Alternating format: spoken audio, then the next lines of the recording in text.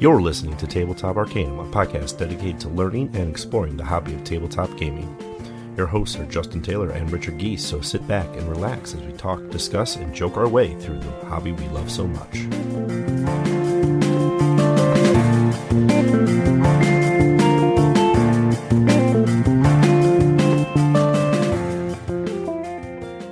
Every house has a story. This one is yours. With its history shrouded by wild-eyed ravings and the scrawlings of madmen, it was thought that no one would ever know the unholy origin of the house on the hill, until now. The history you tell is one you create. Journey back to the beginning of the horror as you create a unique story told through several generations of families obsessed with the house. Your actions will tell the murderous origins of its construction and uncover its darkest secrets as you and your fellow explorers follow a dizzying path of madness to the very root of evil. Will you survive the horrifying truth or become just another ghostly corpse in the House on the Hill's history? Based on the award-winning Betrayal and House on the Hill, Betrayal Legacy is a unique experience offering you the chance to create the iconic house's story through decisions and actions taken in the game. Once the campaign is complete, you'll be left with a fully replayable, customized board game. Welcome to Tabletop Arcanum. We're your hosts, Justin and Ricky. And if you couldn't tell by now, we are finally going to start talking about our experience with Betrayal Legacy. So, yeah, going to do a bit of a review here with Betrayal Legacy. We're going to keep this as spoiler light as possible. At least what we don't really feel is giving too much away, so don't have to worry about turning off your ears. We will keep all the redacted things out of our redacted when we talk about the redacted. Another redacted just for good measure. Right. So, before all that, though. Roll recap. Well, I'm going to go first because I haven't done a whole lot exciting because I've been all over the place since the last time we talked. Really? Yes. So I did play Arkham Horror at LCG night. Way to steal one from me. And that is all. Wow. It's been a little rough. Yeah, I haven't had time to play anything in the past 2 weeks. I've been prepping for a brand new D&D game, and I've played more games than that. And I've been painting. Yeah, I've got no real good excuses, Justin. I'm not saying that I have any good excuses. Okay, fair. So, since last recording, we kind of brought it up. I bought and started playing Catan VR. So I played some Catan VR. Played the Arkham Horror LCG at our local LCG night. Had a dual session with Gloomhaven. We are almost done with the Seeking of Zorn personal quest. So really excited to see what we unlock with that when we retire the next character. That'll be our third one since we started. Then I practiced some more Pandemic because it's 2 weeks to Gen Con. 2 whole weeks to Gen Con. And I need to make sure I know what I'm doing. Yeah, you do. Tomorrow we even have our planning session of what Arkham characters are we bringing so that we don't overlap. Bust out some Keyforge because we're going to be hosting a best of the worst tournament soon. So it's the Archon reversal format where you bring your worst deck or what you think is the worst deck, or we say worst, most challenging to win, I think is how they actually phrase it in the formatting. But essentially, I bring the deck I don't think you can beat me with, and I give it to you to try to beat me with it. But you do the same thing to me by giving me one of your bad decks. So it's just going to be a struggle. So the whole idea is to get decks out there that are not so great or don't see tournament play. Get them out, get them used. And then one of the local players wanted to learn some Outer Rim. So on board game night last week, we played some Outer Rim. It was very close. The bounty hunters, both myself as Boba Fett and another player as Bosk, had a very slow start, but we got very close near the end. Lando got away with it barely by like 1 point. And it was also a random effect. Where like, okay, just like in Catan or any of these other like victory point games, like, oh man, that player's almost about to win. All right, what do we do as the rest of the table to try to like pinwheel and spike their wheel? So we had the good doctor was our fourth player. He got a very early lead, was up to like 6 fame before most people had 2. So a lot of bad stuff went his way pretty early on. Then Lando started getting fame and Bosk started picking on him. And so much so that he blew up his ship, couldn't move anywhere, had a random encounter on the planet, which was someone looking for a ship. Since he had upgraded to the YV666, he was able to sell his ship for a fame, go back to a starter ship to win the game. Oh, wow. It was a random event. And what's funny is I was at 8 fame at that point. All I had to do as Boba Fett, because I had the Aggressor IG-2000 ship. Mm-hmm. And I had a particular weapon upgrade. So all I had to do was blow up a patrol, which was like 2 spaces away from me, to get 2 fame out of it to win the game myself. So it was down to the wire. It was like that was the last round. Nobody was going to... If he didn't win randomly, I was going to win in 2 turns later. So... it was fun. And that was about it. Been doing a lot of D&D prep because I'm starting a campaign for one of the local groups around here. And I've been me. I've been painting a lot of things that I can't talk about because you're in the room. Hi, Justin. We can talk about it next time because I think I might start incorporating it to recaps. Fair enough. So I'm still not sure on that, because we are doing the Waterdeep Dragon Heist module. So I don't know if I want to... I'm going to try to like streamline the spoilers and kind of do like a highlight reel idea of like, this is the shenanigans we've pulled versus, oh yeah, we totally went to this guy and they went to this thing and did this. And then we found out if you tickle him in his left armpit, he'll give you all the answers you need. Right. None of that. So that's our roll recap. Let's move on to News. News. News. Wow. Gen Con, 2 weeks. Lots of stuff. I'm expecting a lot more news dropping in the next 2 weeks because that's usually when a lot of the embargoes drop off and we start hearing a lot more about what's going to be there that isn't already known about. Right now, a lot of companies are still tight-lipped with whatever kind of exclusives or whatever they're going to be showcasing, anything like that. Mm-hmm. Stonemeyer Games, for example, is not showcasing anything new at Gen Con, but they're positioning to move a new game shortly thereafter. And kind of like not try to compete for the spotlight, I think is the idea there. Mm-hmm. So, do you think we're going to see our Super Star Destroyer? See it? Yes. Actually be able to hold one? No. Unless you break into the glass case that they're going to showcase it in again. Very, very tempting. Meh. I don't know. Speaking of large ships, though, X-Wing 2.0 is getting epic. So they're releasing the Tantive 4 and the Sea Rock first for the large-scale epic ships, as well as a huge ship conversion. So those big, 4 if you already have them. Because there's also your medium transport. There was also the assault carrier and the Star Destroyer were all released in 1.0, and they haven't had any use in 2.0 yet, other than like... No, they haven't had any use other than like you have an extra X-Wing model, you had an extra mini ship that whatever's packaged with it. So without having that, it's always been that question, like, are they going to do Epic? If so, when? So now, soon. And they've also released a 4-player variant where you can have multiple players. Everyone, it could be a free-for-all or a team, and so everybody kind of gets their own corner of the board to deploy in. The other thing that was really interesting that I liked was wings and squadrons. So instead of flying a swarm as a loose swarm, they actually have a template that you put against them, and the squad leader is the one that reveals their maneuver dial and does that, and then everyone else kind of mirrors it. Mm-hmm.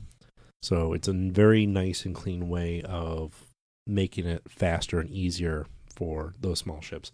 A lot of rules are still to be determined. I'd be very interested in seeing where, if you're still going to be required to take one of the large ships in your list. Mm-hmm. You go up to 500 points now. So 200-point list is your standard X-Wing squad dogfight. This is going to 500 for the epic. Mm-hmm. So it'll be fun. I'd like to see what sort of restrictions they have. If I could bring more than like 8 Vulture droids and have like a true Vulture droid swarm, would be great. Mm-hmm. Other than that, Vulture droid, Vulture droid, Vulture droid, Vulture droid. Yeah. Vulture droid. It's a lot of them. Mm-hmm. Now, the other Fantasy Flight news that kind of dropped that I'm personally excited for, I think you are too. We shared the video of Matt Newman being lost, which was a very clever PR stunt for them and Mythos Busters to announce a new standalone. So we are pretty hyped about it. Yeah. It's been a while since we see a standalone scenario.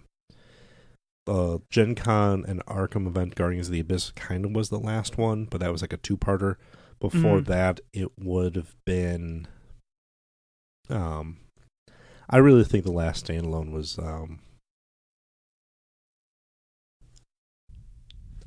Carnival Horrors, which was like the second one, and like within the first 6 months of the game coming out. So I think we've seen quite a bit of other stuff, and I would like to see some of these more standalone scenarios drop in, because you can do a lot of weird fun stuff with that. And with the Circle Undone, we've already seen where like locations can be non-haunted, then becomes haunted, and there's like 2 versions of it, things of that nature. So Fantasy Flight also released information on the Mines of Moria and the Blob That Ate Everything, the 2 events they're running for Lord of the Rings and Arkham Horror, the card game, showing off everything it comes with. And I know we both talked about this. I'm pretty hyped about the Blob That Ate Everything, the poster, the playmat. That all looks beautiful. Yep. I think my biggest concern about that is this going to be the same stuff that I get when I go to Arkham Knights? And then, again, in the Invocation kit. It's mixed feelings, because if it is all the same stuff, then there really isn't any exclusives, which means more people have more opportunities to get things.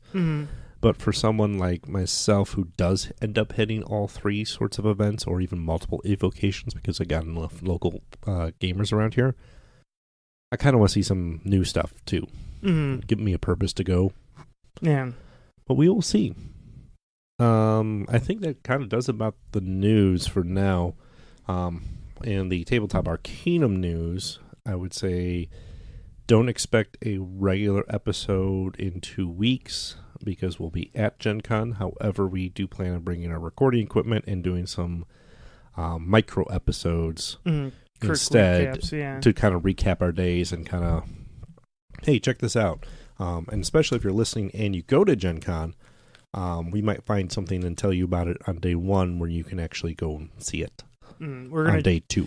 They may be rough. We're going to do it as fast as we can, fast and dirty, just to get it up and out there so you can hear it. Who needs sleep? Yeah, exactly.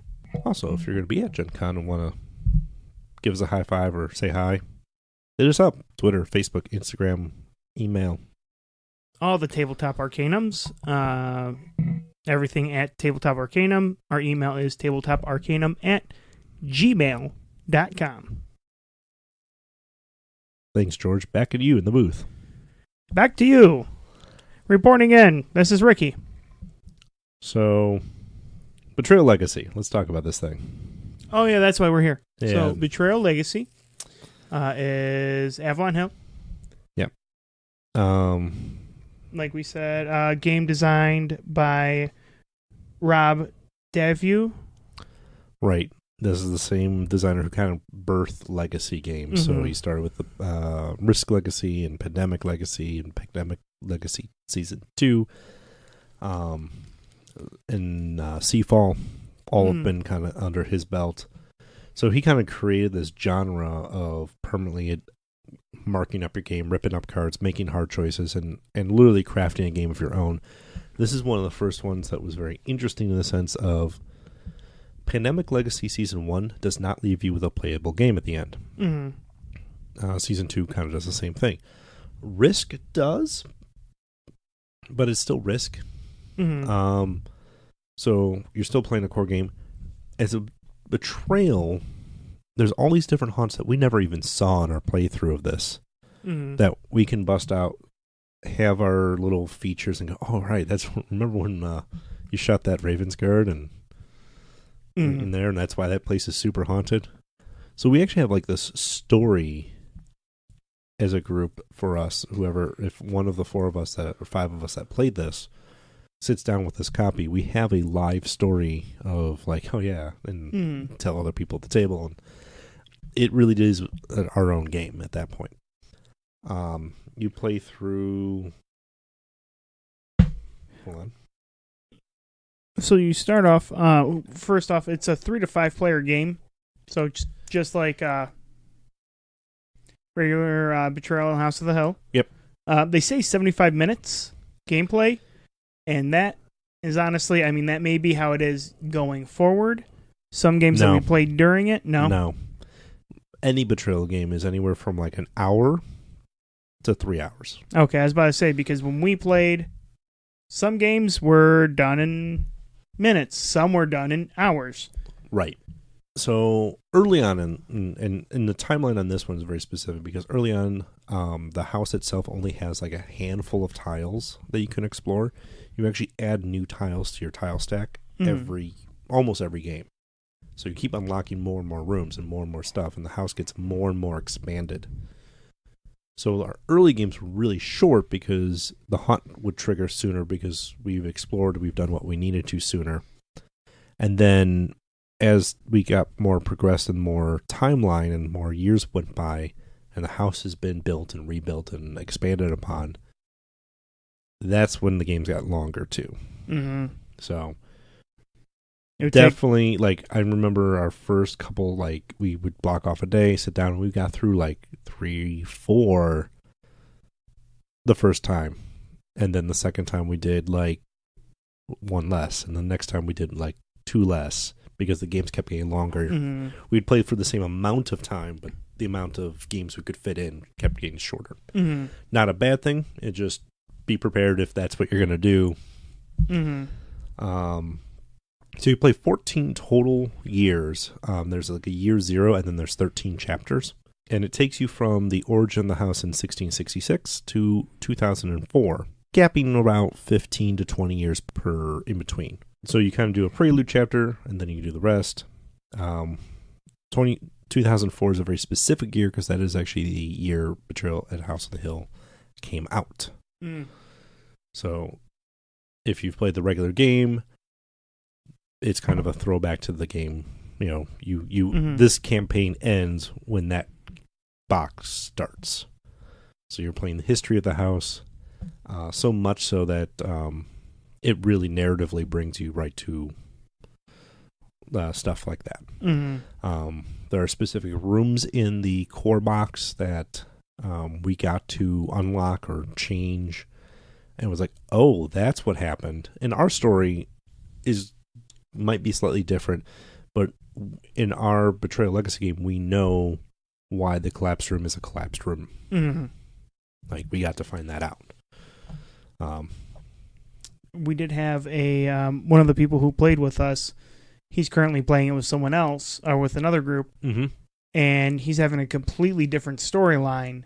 Yes. So who knows if he's even going to experience the collapsed room? They did, but it Okay. is for a different reason. Oh, interesting. So something else happened. Interesting. Because like Betrayal, the haunt. So eventually something will trigger. You have your a deck of cards, or legacy deck of cards, and it will tell you like, oh, when this happens, the haunt triggers. Flip this over and see what happens. And when you flip that over and you see what happens, it's just like regular Betrayal. What room did this happen in? Is it XYZ room? Oh, if it's XYZ room, it's you do this haunt. If it's ABC room, you do this haunt. If it's so, each chapter had multiple haunts that could possibly trigger, and you're not going to see them all.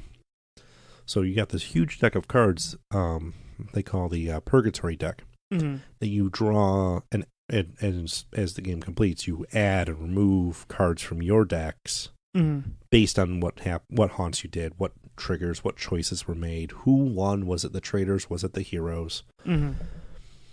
So it was a lot of fun going through that, and I think it was pretty well done. It did have a lot of times where we may have had to have paused, looked up a rule, tried to go for Board Game Geek spoilers. By the way, the Board Game Geek forums are very good at covering all the spoilers, so you don't accidentally read anything. You click it, and then you have to realize that, yes, I'm going to unveil this, and yes, I'm going to see it, and I mostly know what I'm getting into. Oops, that may have been too much. That can happen, but Rob has been very keen on clarifying a couple different vague rules. It's no different than regular Betrayal, though. There are some mechanics that are very innate. You know what they're supposed to do, and you're good. And then there's other things that are like, I don't know how this is supposed to work, and I can't really talk to anybody else at the table because I'm the trader right now. Mm-hmm. So it's a natural thing, and I think it's just it's an inherent flaw that's in the Betrayal games, not necessarily a legacy flaw. Mm-hmm. Mm-hmm. So, first impressions, where do you think? I thoroughly enjoyed it. Mm-hmm. I wish we were able to power through all of it in one go, because it took us a few months to get through it, only because we'd have to meet like one Sunday every other. It's about once a month. Yeah.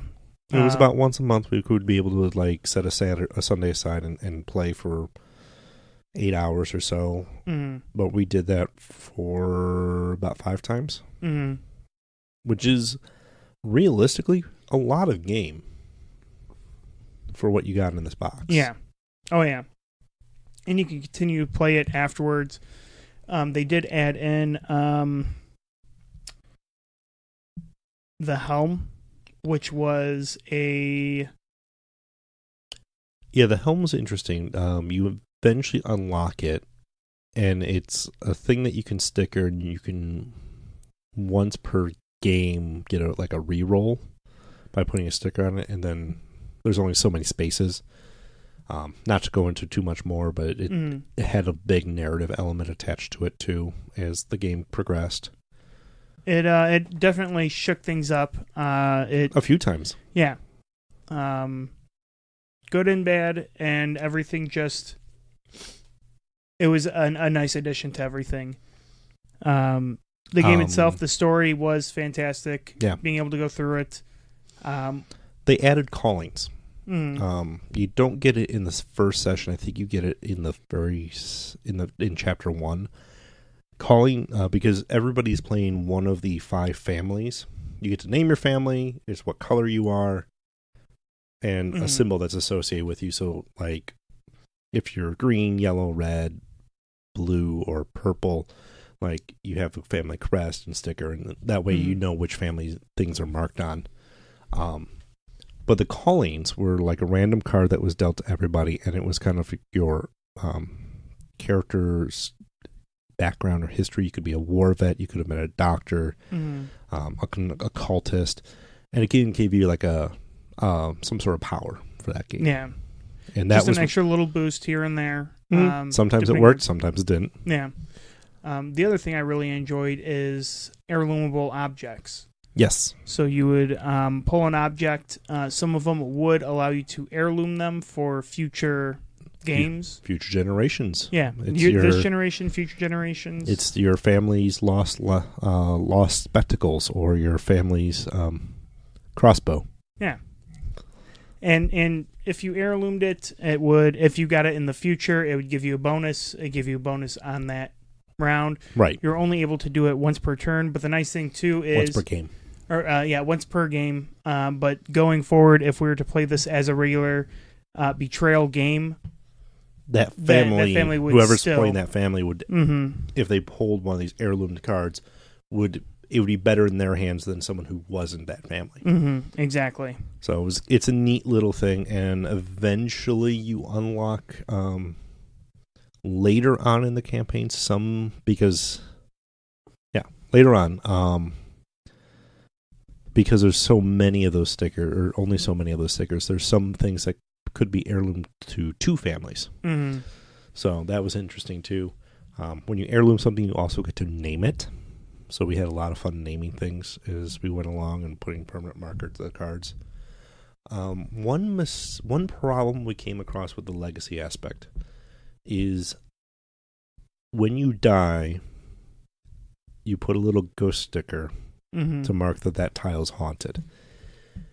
Those are stickers on the tiles themselves, which is all fine and good until you start shuffling them. By game 13 and 14, well, probably by game 10, some of those stickers were starting to be worn or peel off or have some sort of issue because you're shuffling a stack of tiles, and all of a sudden, like, the edge of one tile is rubbing against that sticker, which is protrusion, and now it's like tearing at it and trying to take it off.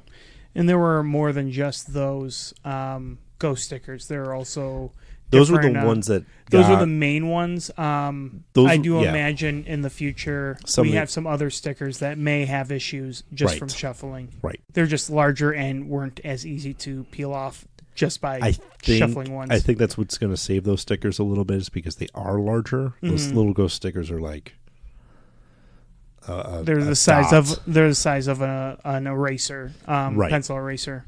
So if there was another interesting way that could have been handled, because there was each tile was only had so many haunted spots on it, so you can only put so many ghost stickers. Like something to color it in, or, right? That's why I was almost thinking, like, just leave those circles and then literally have you color it in or mark it in some other way to say, yes, this is extra haunted. This is turbo haunted. Oh, our front steps. Yeah. Oh, that porch. I murdered everyone. And the front doorway, like, oh god, y'all deserved it. That is like the super haunted, like, front step and entry hall. No one messes with an old baby. Well, we all did mess with the old baby. And you all got what was coming to you. It's true. I had a lot of fun with this one. It's, I want to say, probably my favorite legacy experience that we've had. And I've messed with Pandemic. I've messed with Risk. Risk felt like it was Risk with some rules changes. And it almost felt like it was 2210, one of my favorite Risks of all time. But it just was not, I don't know, it was almost too random with the legacy stuff. This was a little bit more predictable. And what you couldn't predict was going to be your standard betrayal stuff, like, what haunt are we doing? What is the traitor up to? Why am I being shot with a crossbow? Looking at you, Ricky. I'm all about that crossbow, the old baby crossbow. Yeah. This is my first time doing a legacy game. And I would say this is probably, from the sounds of it, this is one of the best ones out there. So I'm probably going to be let down by any other ones that I do. But at the same time, I will understand that they're going to be different. Yeah. I do enjoy. I really liked Pandemic Legacy as well, but for very different reasons. It was also unpredictable because it was that pandemic. Like, you can only predict so much on it. And the story that we were told as we kind of went through it is great. I don't know if I could replay season 1. I know I can replay Betrayal Legacy. As you said, we had one of our players about about halfway to 3/4 of the way through started with a second group, and like he was like, every time we sat down, they were playing a little bit slower. They were getting like one session every other, or one game like every other week, maybe. That rate was definitely slower than us, so we were definitely ahead of that curve. And he was just kind of like filling us in every time we got back together. Like, yeah, we did this one and totally played out differently. I'm like, okay, cool. So I think it's a really cool game for that. Yeah, and I will say that for the cost of the game, I mean, I think MSRP was $75. You can find it in the $60 range, depending on where you are, $50, $60. For the money, you get a lot of game out of it.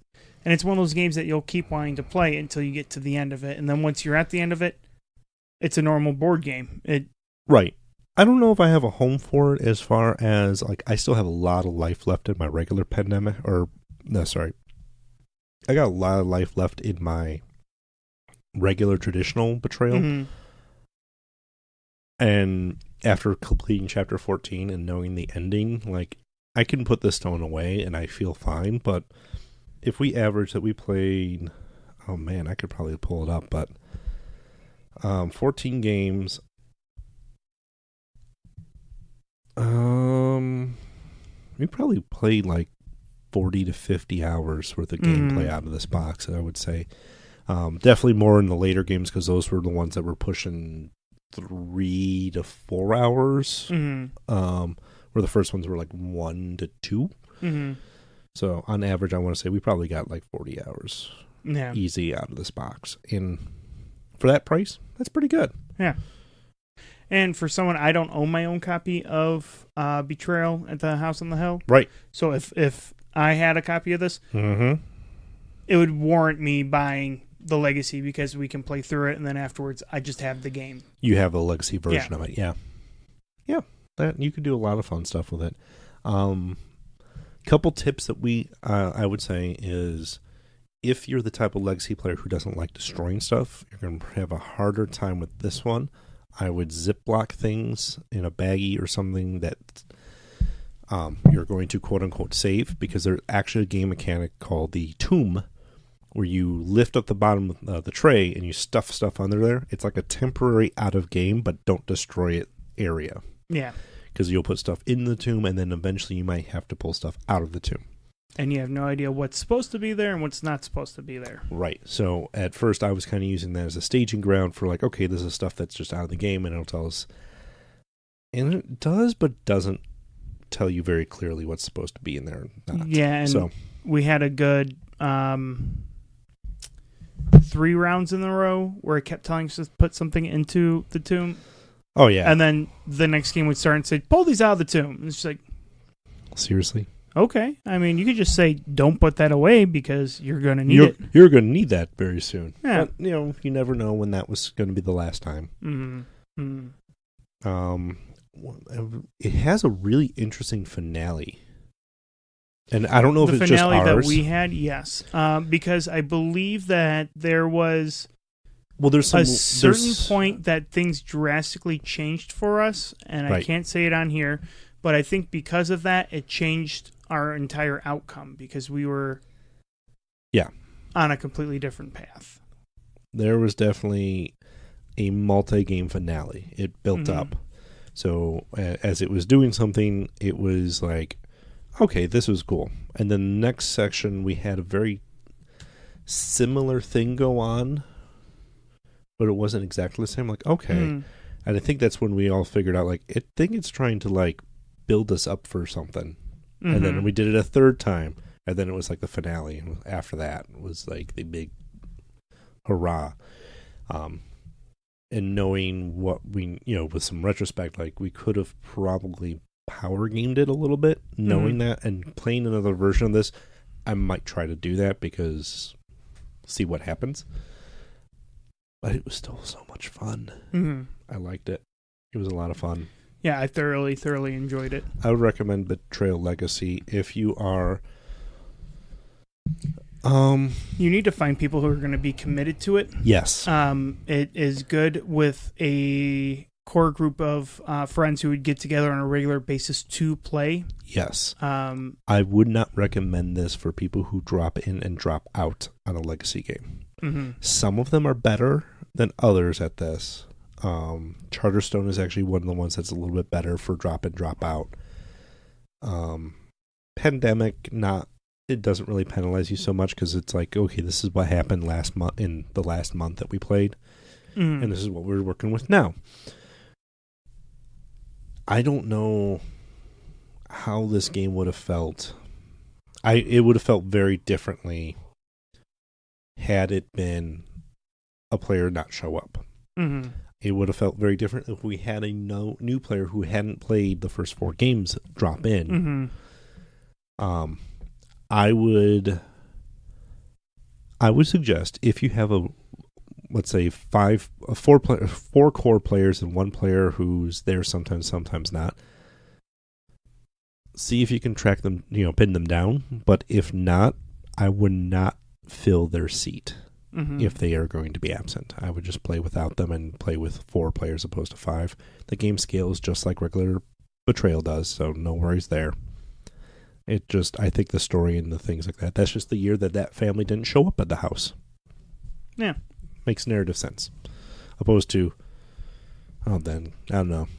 Then I'm thinking, like, how fun would it be if you just played a different set of players each time and confuse them the entire time? No, like, all you get is the back of your card that said, like, this is your family member who was murdered by a 10-year-old with a crossbow. Yeah. It is now 1964, almost 30 years later. What are you going to do about it? Yeah. Because that was the neat thing is, like, I can look at the back of all our player boards, and actually we wrote notes about what happened to the fate of each of those characters. It's a lot of fun. You can actually carry characters over if they don't old age. We had one person that could have been like 106 because they just kept living. I think it was like over 3 generations, and it would have been the 4th generation. He's like, you know what? I don't think so. He's retiring. We're going to retire. He went home. Yeah. It was nice. So, So, core players, dedicated team, definitely going to get your best experience out of this. Mm-hmm. Walk into it. If you've already played Betrayal, some of those haunts just don't mechanically spell things out very clearly. Mm-hmm. This is probably the best Betrayal rules set out there, but there are still, with so many variables of the different haunts, you can only account for so much in the rules without spoiling stuff. Mm-hmm. And that's really what the other games have problems with too. Yeah, I think that's about it for our review of Betrayal Legacy. I would say definitely give it a shot if you have some friends that you're trying to entertain for many hours on end, or if you want to get a group together on a regular basis to play through something fun. Mm-hmm. I think we had the best approach for our group was just like set up a day about once a month and just say, this is what we're playing all day. Mm-hmm. Unfortunately, I'm busier than most people, so I'm the one that you have trouble pinning down. Yeah. But we made it work. We would plan everything out a month in advance. We'd play the game, and then after Before we left, game, we had the next date locked in on everybody's calendar and went, okay, in 3 weeks we're playing again. Yep. We also had fun with it because we rotated who hosted. We had food planned. We made events out of it. It was kind of fun. We'd break for lunch, break for dinner, break to break, because sometimes you would get through and all of a sudden everyone was murdered and you just need to walk away for a few minutes. All right. So next time we, again, like we said, we'll be at Gen Con. Yeah, we'll be at Gen Con. So you can expect some real quick small episodes just going over what we experienced during the day. We will be out there Wednesday, August 31st. July 31st. Thank you. August. No, yep, Wednesday, July 31st. Almost said August again. For our in-flight report. Yep. So we'll see what the Fantasy Flight has to say about that. I believe they're live streaming that one. They did last year, so I'd imagine they do it again. Mm-hmm. So we'll at least be able to talk about what we saw while there. We may even try to go play some games since we have a pass to the... Oh, that's not open on Wednesday, is it? Nope. That opens Thursday morning. We'll bring some games. We'll figure it out. Might do an escape room, though. That's a plan. Yeah. Maybe. We'll find out. Yeah, so playing board games, lots of stuff. I'm personally in the Pandemic Survival Tournament, so we'll see how that goes. Mm-hmm. We've got a Lord of the Rings event, Arkham event. some seminars and other things. So maybe we'll learn something about podcasting from other people and incorporate into our show. Who knows? Probably. Maybe it'll make you guys want to listen to us. Who knows? Yeah. You missed the collective shrug me and Justin just had. It was very collective. Yeah. So we're just going to play as many games as we can, try to see everything new. Mm-hmm. It's a pretty tall order, but we'll do what we can. Divide and conquer. Yes, sir. And we've got a decent sized group going this year. Benefit of that is we'll all recount it like dinner or lunch and things like that. What we tend to do as a group is have like shared meals, and then it's like, oh, did you see this? Did you see this? Did you see this? And then kind of like after day one, like, oh, we've explored this corner, you've explored that corner, and all of a sudden like we share notes and figure out who wants to see what next and move on.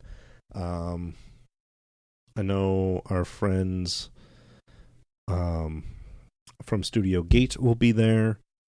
I'm also going to be checking out Crafty Games, which they have, I believe, the new Mistborn expansion is going to be shown off there. And they're going to be showing off the fancy metal dice for the Allomancy. Ooh. That's a super nerdy thing for me with the Brandon Sanderson novels, so I may be talking to them for a while and just having my geek on. But yeah, it's going to be fun. I'm going to be exhausted. I specifically took Monday after off to sleep and recover. I didn't because I'm an idiot. Well, we'll see how that goes. Yeah, I might die. But so yes.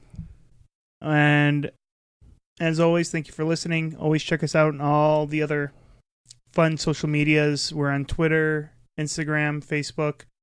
If you have any questions or you want to talk to us about anything at all, always hit us up at tabletoparcanum@gmail.com. Make sure to subscribe, all that fun jazz, and thank you for listening.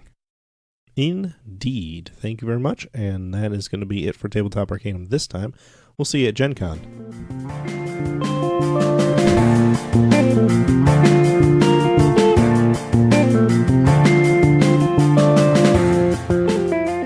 You've been listening to Tabletop Arcanum, hosted by Justin Taylor and Richard Geese, and featuring the original music by Paul Moore and Isaac Gilbert. You can follow us on most social media platforms. Please don't forget to like, subscribe, and leave us a review on whatever platform you listen to podcasts. As always, thanks for listening.